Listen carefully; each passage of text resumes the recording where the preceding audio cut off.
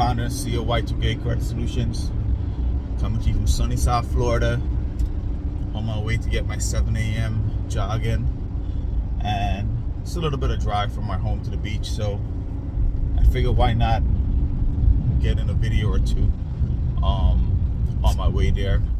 So today I was actually reading through our Instagram account DMs, and someone asked a question, which is a really good question, a relative question. It's something that we see every single day on our client's credit report when we do a consultation, and that question is, what or how do I fix an issue, or why is someone else's information on my credit report?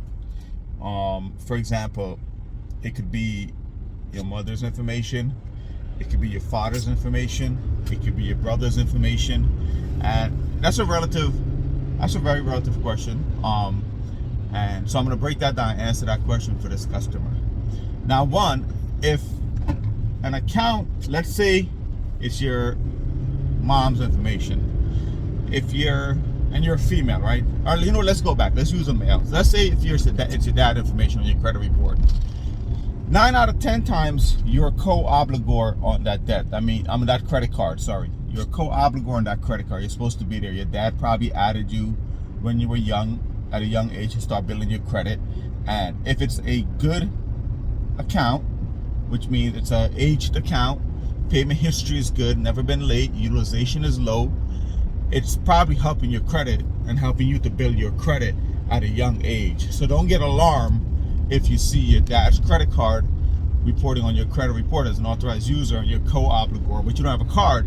It's just that his data is helping you build your credit, right, at a younger age. So when you turn 18, you can have a decent credit history piggybacking off of his data and his credit utilization and his credit history, so you can apply for your own credit card. So don't get alarmed, that's normal.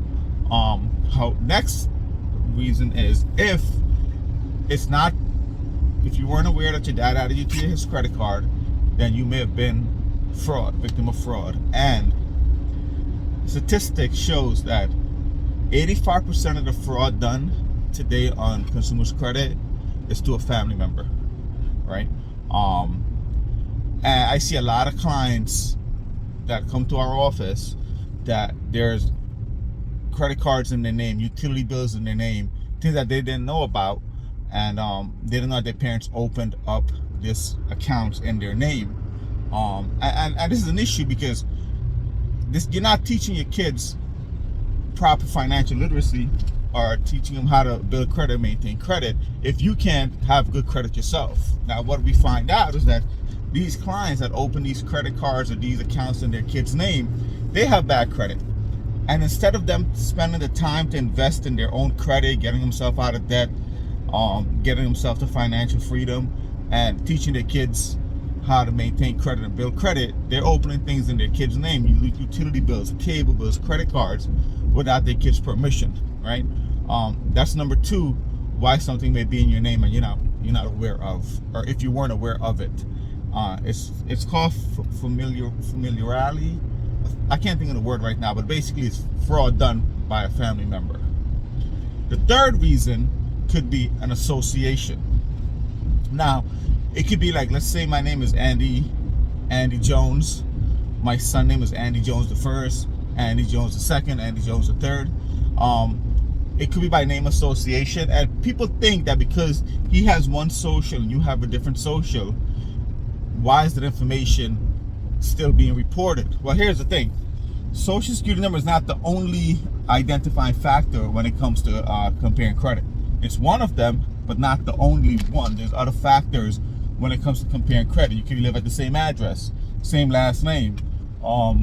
Things like that are the reason why you may have a merged file and your data is reporting on someone else's credit and someone else's data reporting on your credit.